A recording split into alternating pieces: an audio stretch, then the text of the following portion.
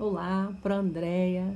Hoje a gente vai falar sobre o capítulo 3, sobre os povos indígenas. Nós vamos ver aí como vive, como eram os hábitos e os costumes de um povo que a Europa jamais imaginou, muitos jamais imaginaram conhecer e saber da sua existência.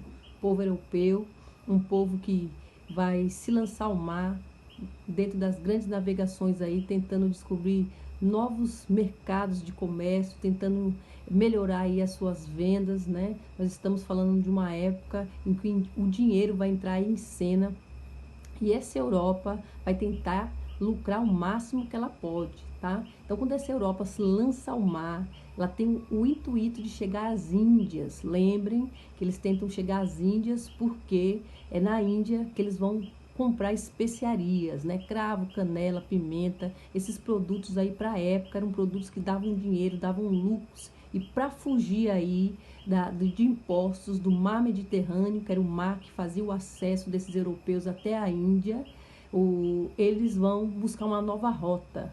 E esta nova rota é o Oceano Atlântico. Lembre que esse oceano Atlântico é conhecido como Mar Tenebroso, tá? Esses europeus tinham o Oceano Atlântico como um mar onde tinham bruxas, um mar onde eles iam encontrar ali abismo, um mar onde eles iam encontrar monstros do Lago Ness, né, com 3 cabeças. Eles tinham um imaginário muito fértil acerca desse mar, desse Oceano Atlântico, né, devido ao tamanho, devido à falta aí de conhecimento aí dessa geografia, desse território.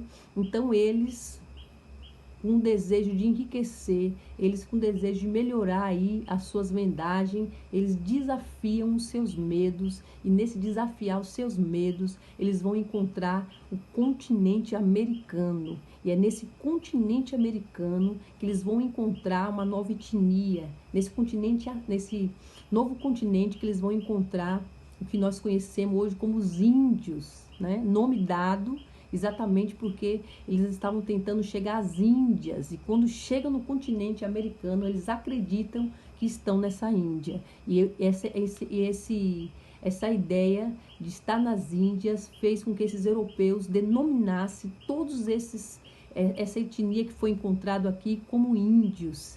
E esses índios é o nosso assunto, né? Quem eram esses índios? Quem eram esses povos? Como eles viviam? Como eram os hábitos? Como eram os costumes, né? Como eles vieram parar aqui. Então esses europeus vão se deparar aí com esses índios, e quando se deparam vão ter um choque, assim como esses índios também vão ter um choque com esses europeus, devido à diferença de cultura, diferença de hábitos. Quando os europeus chegam aqui no continente americano, eles vão encontrar esses índios, e vão ter esses índios como selvagens, como povos que deveriam ser doutrinados, deveriam ser ensinados, deveriam ter cultura. Eles olharam para esses índios e se assustaram, viram como um povo, uma etnia que precisava ali ter uma cultura, precisava ter um ensinamento ali, e nada melhor do que eles para ensinar esses índios, tá? Então, a América é grande, nós temos a América Central, nós temos a América do Sul e a América do Norte. Dentro desse assunto, nós vamos ver esses índios nessas três divisões da América, tá? Então, nós vamos começar falando aí dos tupis-guaranis, índios que esses europeus encontraram aqui na América do Sul.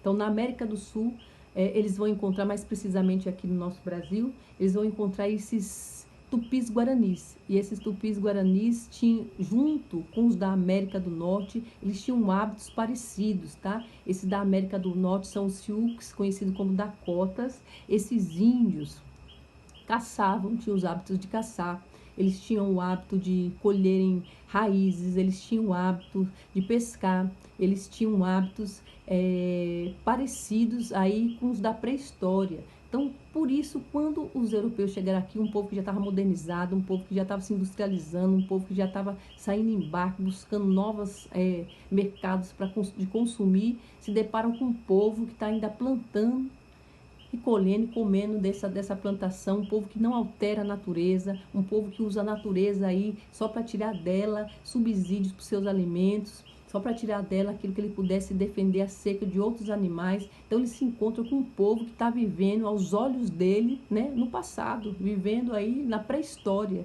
Então, essa é a visão que esses europeus vão ter quando chegam aqui no continente americano e encontram o que se denominou de índios, né?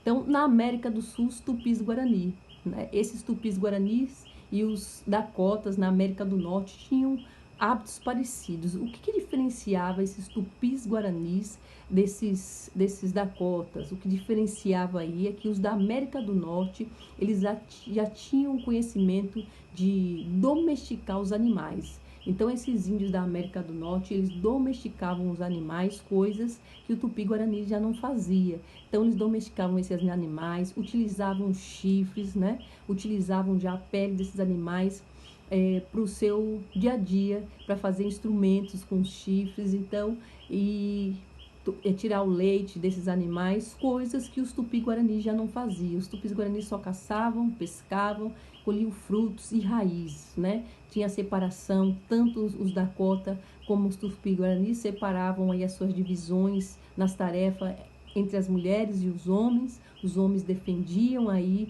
essas tribos, os homens aí tinham a função de caçar, de fazer o trabalho mais árduo, e a mulher ficava com a parte aí da colheita, ficava com a parte aí de trabalhar a agricultura, ficava com a parte aí da comida dentro da casa, de cuidar dos filhos. Então, os do norte e os do sul eram parecidos, tendo somente essa diferença aí, que é os do norte, que são os Dakota, domesticavam os animais, e aqui os do sul não domesticavam, né?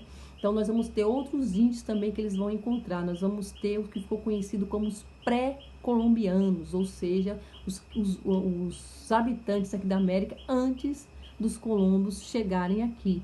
Então, para eles, esses povos vão ter aí o que a gente conhece como cultura depois que se encontraram com eles, depois que eles ensinaram aí os hábitos e os costumes deles, né? Então, esses povos pré-colombianos já conheciam a escrita, esses povos pré-colombianos já conheciam a matemática, conheciam a astronomia, o uso do calendário, já usavam um calendário.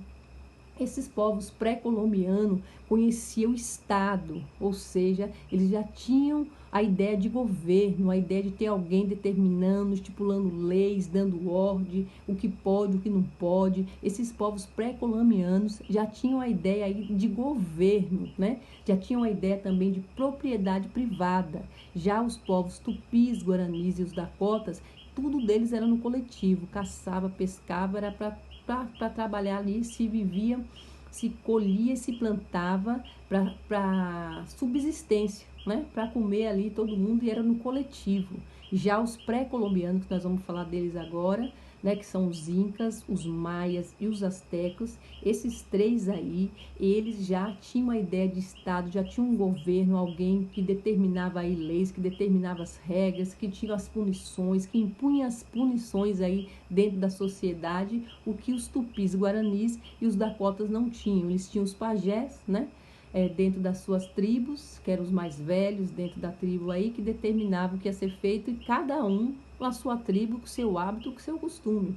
Cada um tinha suas regras, tinha os seus costumes. Já os pré-colombianos, incas, maias e astecas, não. Eles já conheciam o Estado, e aquele governante era para todos, para todas as tribos, seguiam a mesma ordem aí. Tinham a ideia da propriedade privada. O que é essa propriedade privada, né? Eles já cercavam ali o que era dele, e a ideia do individualismo, a ideia de plantar, de colher para minha família, para minha subsistência, já era instalado ali nesses povos pré-colombianos, diferente dos tupis, guaranis e dos dakotas, porque ali era no coletivo, o pajé se plantava, se colhia, tirava, e iam para todas as famílias, pensavam-se ali no coletivo. Os pré-colombianos já vai ter uma visão totalmente diferenciada, ou seja, que a gente vai ver aí, que esses pré-colombianos eram povos mais desenvolvidos que o Tupi-Guarani e os Dakotas, né? Eles já estavam mais avançados, já tinham construções dentro das sociedades,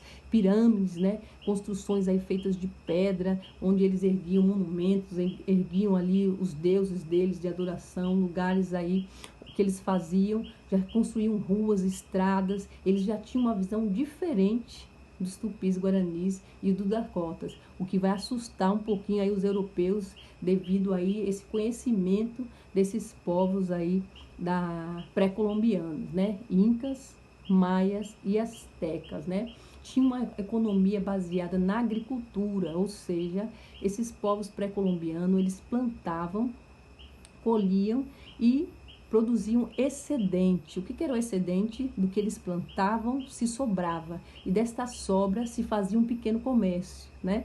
Então, esses povos pré-colonianos estavam bem avançados, eles já estavam num patamar diferenciado aí dos tupis e dos Dakota, né? O que vai assustar os europeus. Nós vamos falar agora de cada um separadamente. Quem eram esses povos?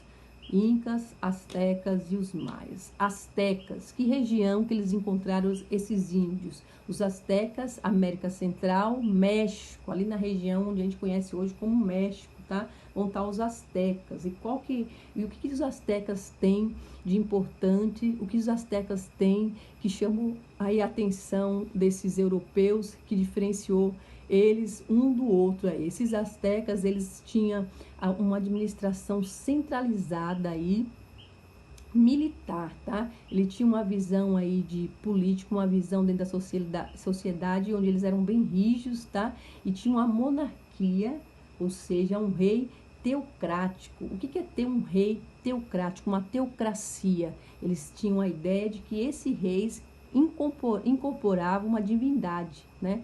Então eles acreditavam que o rei era rei porque as divindades que eles adoravam, as divindades que eles tinham como deuses, né, escolheu esse rei para governar e determinar o que devia ser feito para a sociedade. Então o rei não era só um rei, ele era um Deus, e Deus não se desobedece. E Deus a gente segue e teme. Então ter esse rei, ter essa administração teocrática, fez com que os astecas tivessem governantes que eram obedecidos aí de uma forma temerosa, né? Com medo de maldições, com medo de morte, porque eles eram escolhidos pelos deuses deles. Então a gente dá nome a isso, né? Como era o governo, como que era feito aí a administração desses astecas? Teocracia. Tá? Então eu preciso ter isso comumente como entendimento. Teocracia era como era o governo aí dos astecas, tá? Toda essa teocracia, ela tinha um objetivo. Qual era o objetivo aí dos astecas? Conquistar novos povos, né? Eles focavam aí a sua administração para conquistar outras sociedades. Então, conquistava essas outras sociedades, e quando se conquistava essa outra sociedade, conquistava esse outro povo, essa outra tribo ia ter que pagar impostos para os astecas. E assim eles iam crescendo, iam construindo os monumentos deles, iam construindo ruas, né?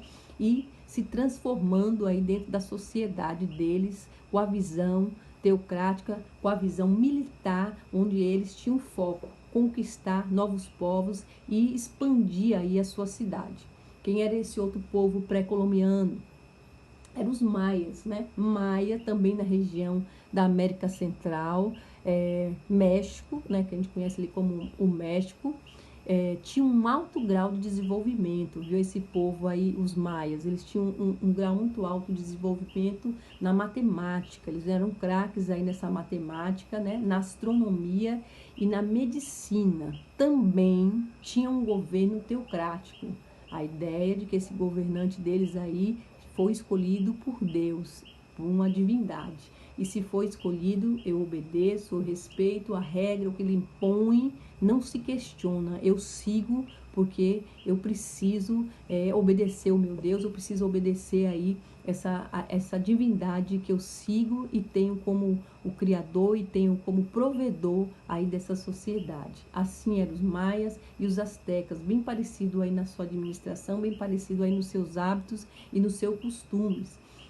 Vamos ter também os incas. Quem eram esses incas? Povos já da América do Sul, né? Mais aí na região do Peru, na região da Bolívia, né? E Equador. Esses povos também pré-colombianos acreditavam que o sol, né? A divindade dele, o sol também, uma sociedade teocrática, e que o sol, o Deus deles ali, acreditava que o sol era o provedor, que o sol é que regia, era o sol que permitia que ele se plantava e colhesse e desse certo, era o sol que dava ali toda a subsistência para esse povo. Então, esses incas, que é da América aqui do Sul, também vivia uma organização dentro da sociedade teocrática, e dentro dessa visão deles aí, eles construíram aí grandes cidades, eles construíram aí grandes monumentos, pirâmides, e desenvolveram a sua sociedade. Não se sabe muito acerca desses povos, porque os europeus, os espanhóis, né, quando chegaram aqui na América, destruíram muitos das construções desses povos. Então, o que se sobrou foi o que conseguiu para se estudar acerca desses povos. Os europeus destruíram a maioria das cidades e dos subsídios, destruíram a maioria das fontes que poderia nos explicar mais acerca desses povos, tá? Mas o que nós sabemos é que eles eram um povo bem desenvolvido, um povo que chocou aí os europeus quando chegaram aqui, devido ao seu desenvolvimento, do seu conhecimento, já que para esses europeus, esses índios eram povos selvagens, povos da pré-história, né? Então, como um povo que ainda não tem cultura, como que um povo que não tinha um conhecimento aí adquirido conseguiu construir tantos monumentos, conseguiu construir estradas, já tinha ideias aí de Estado, já tinha propriedade privada, já dominava outros povos. Então isso trouxe aos europeus, né, várias indagações acerca de como essa sociedade conseguiu se desenvolver sem que eles tivessem chego aqui e ensinado tudo para eles, né? Então a nossa atividade que vocês vão fazer está dentro desse capítulo 3, dentro dessa sociedade aí encontrada por esses europeus, encontrada aí por acaso, tentando chegar aí nas Índias e se chocando aí com a nossa América, cruzando esse mar, esse oceano Atlântico aí, vencendo seus medos, vencendo aí as suas inquietações acerca do desconhecido e descobrindo aí um continente com uma cultura vasta, uma cultura diferenciada, vivendo aí seu dia a dia sem o contato com esses europeus. Beijo, fica com Deus.